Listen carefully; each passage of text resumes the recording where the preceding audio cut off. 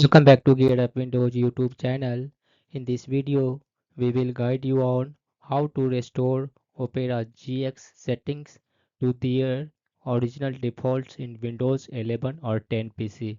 For this, first open Opera GX browser and then click on this one menu icon in the top left corner and select settings in the drop down menu. Under Opera GX settings, select privacy and security in the left sidebar. On the right, scroll down to the bottom and click on this one advanced option.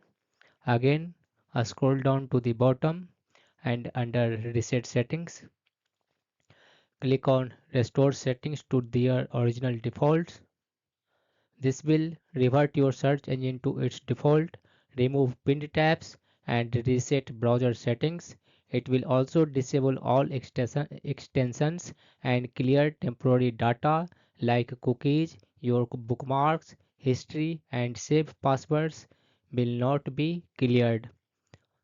Then to reset the browser settings, click on this one reset button.